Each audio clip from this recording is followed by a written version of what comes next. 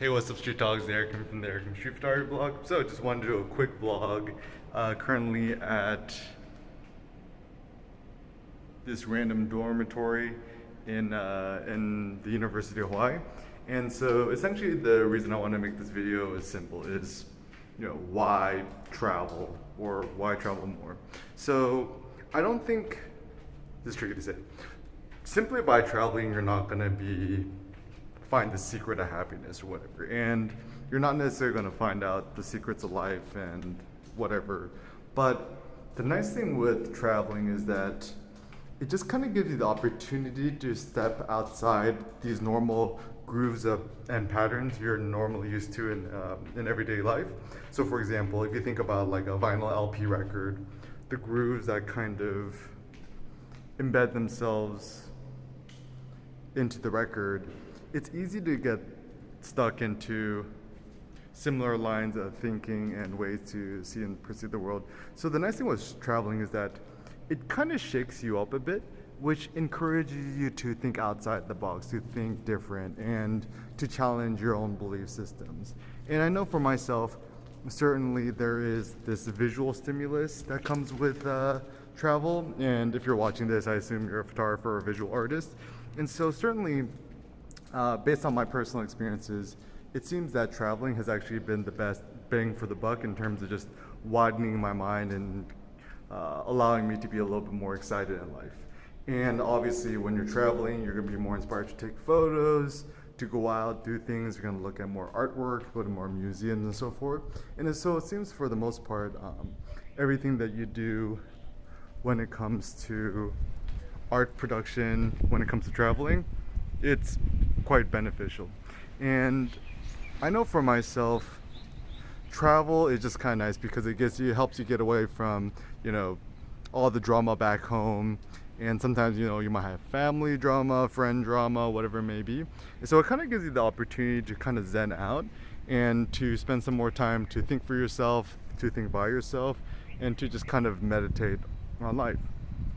And I find that the best benefit of traveling is that it kind of gives you this zen opportunity to think, to reflect on life, and to challenge your own cultural values. And this is also the useful thing about traveling, is that by traveling and experiencing different cultures, you kind of start to understand what you like about your own culture and what you dislike about your own culture. So for example, I'm an American, Korean American, and I feel that after leaving America and spending time back in America and so forth, I've had this more like quote quote enlightened view of individuality and freedom when it comes to America. So even this notion of like a deep individuality is that it's not this superficial individuality based on consumerism and just buying shit, but rather individual based on your own soul, your own creative thinking, and the individuality of your mind. Because, for example, one thing that I love about Japan is, I love the aesthetics and everything there, but I think the sad thing about Japan is that this society encourages you to think more similar than dissimilar. Same thing with most, I can't say most, but many Asian cultures. For example, even in Korea, you're more encouraged to take the safe route in life rather than take the more risky route. Having said that, being Korean American is kind of cool because most people who came to America who are Korean American or Korean are more scrappy, like my mom. So they certainly have a much more entrepreneurial spirit. So I'm very grateful to have the privilege of being born and raised in America. But anyways, so traveling, it doesn't have to be expensive either. I think that's the biggest misconception a lot of people have. When I first started traveling, I stayed in dormitories, I stayed in hostels, and of course it's more uncomfortable, but I think the notion of luxury travel is the strangest notion ever, because I think the point of traveling is actually to inflict a little bit of suffering on yourself. I actually think the word for travel, it comes from French, I think, travailler or something like that, to travail. It actually means pain and discomfort, and so I feel that even when I'm traveling, I'm living more minimalist. I don't buy as much stuff.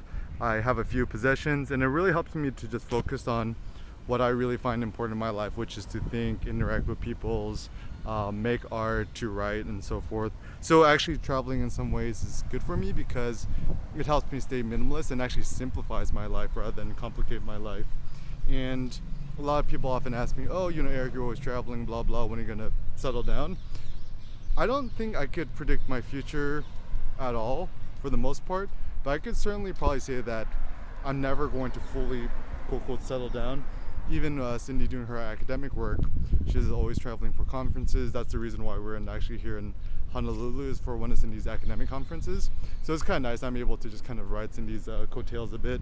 And also, we keep our work in sync, is that, she'll travel for these conferences, I'll do workshops and so forth. So it's actually pretty cool. And so once again, I think the biggest reasons to travel is to use the opportunity to zen out, to think, to meditate, get away from the craziness. Even one of the biggest benefits I had about living abroad was when the whole Trump thing was going down, me and Cindy were living in Vietnam, so we were shielded from all that silly controversy. And so, yeah, I feel that I really encourage you to travel more, simple places to go, which aren't that expensive if you're in the States. There's so many great places in America to go. Some of my personal favorites include New Orleans. I love Portland. I love Seattle. Obviously, I'm from the Bay Area, but New York's obviously always cool.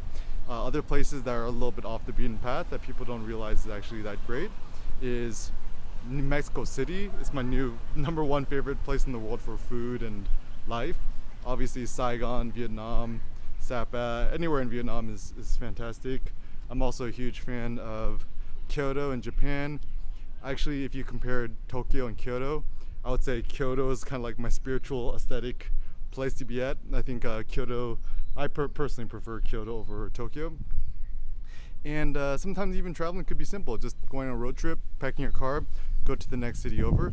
Just enough to just kind of shake things up a little bit, to step outside your comfort zone. And so for those of you guys who are watching, who love traveling, what are some travel tips you personally have? Why are you interested in travel? What does it mean for you on a philosophical perspective? Feel free to leave a comment down below, and we'll share some more turbo thoughts with you as they come. Peace out.